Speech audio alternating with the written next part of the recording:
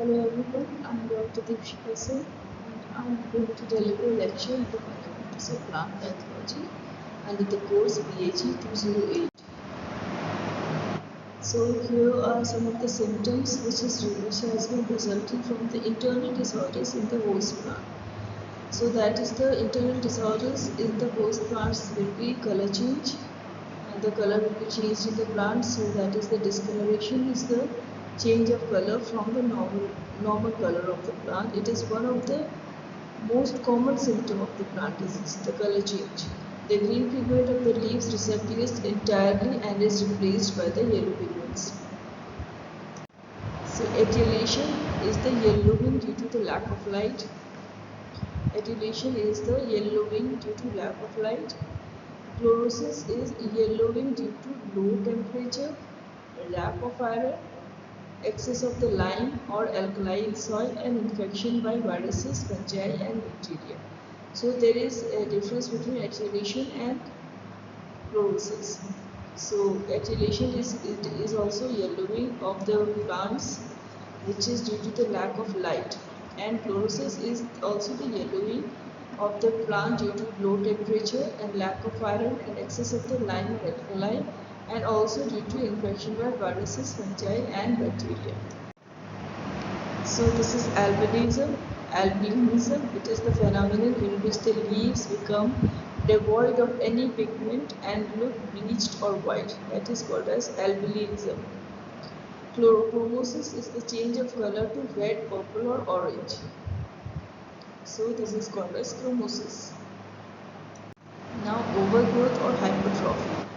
Overgrowth or hypertrophy.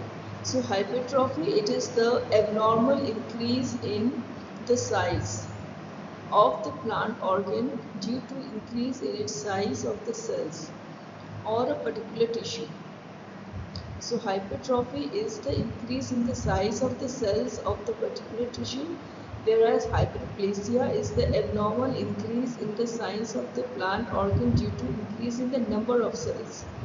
So here in hypertrophy, the size of the individual cell will start increasing its size, and in hyperplasia the number of cells will be multiplying.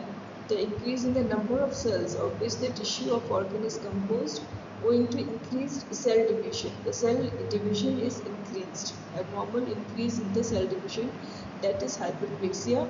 So the overgrowth causes galls, curls, pockets or bladder, hairy root, which is root. So these are some of the symptoms or which has been done due to overgrowth or hypertrophy and hyperplasia. So this is atrophy or hypoplasia or dwarfing. So this is not hyperplasia, this is hypoplasia or dwarfing. So atrophy is inhibition of growth. The growth is stopped and thereby showing stunting and dwarfing effect on the plant. That is called as atrophy or hypoplasia or dwarfing. The whole plant may be dwarfed or only certain organs are affected. Example, rice dwarf, phony peach, etc. So atrophy or hypoplasia or dwarfing is the inhibition. The growth is being stopped and they show stunting or dwarfing on the some of the part of the plant or whole plant. That is called as atrophy or hypoplasia and dwarfing. So this is necrosis. Necrosis is the death of the cells or tissues and organs which occurs as a result of parasitic activity. The characteristic appearance of the dead area differs with the different host or host organs and with different parasites. Necrotic symptoms include spots, streaks or stripes, canker, blight, damping off, burn, scald or scorch and rot. So necrosis means the death of that particular area.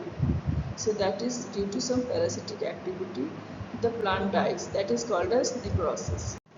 So wilting. Wilting is characterized by the drying. When the plant is drying, so we can call it as wilting. Wilting of the entire plant. So sometimes the leaves and other green or succulent parts of the plant lose their turgidity, becomes flaccid, and they droop down. So usually they are seen first in some of the leaves and later the young growing tip or the whole plant may dry up. So may be caused by injury to the root system or the conducting disease. So wilting due to disease is different from the physiological wilting where the plant recovers as soon as the supply of water is retained. So just because the water is not being reached to the vascular system of the plant, some the water lacking is there, or some clogging in the xylem phloem, some clogging is being done by some fungus or some parasitic invasion. When there is no transportation of the water to the tip of the leaves, then wilting starts, and as soon as the water is being provided or available, the plant soon recovers and they show the green color as the supply of water is being given to them. So this is dieback or wither tip. Dieback symptoms are characterized by drying of the plant organs. Symptoms are characterized by drying of the plant organs, especially stems or branches from the tip backward. From the tip it starts drying and towards the backward they dry. It is also a form of necrosis which is caused directly by the pathogen or its toxins. Dieback. Thank you.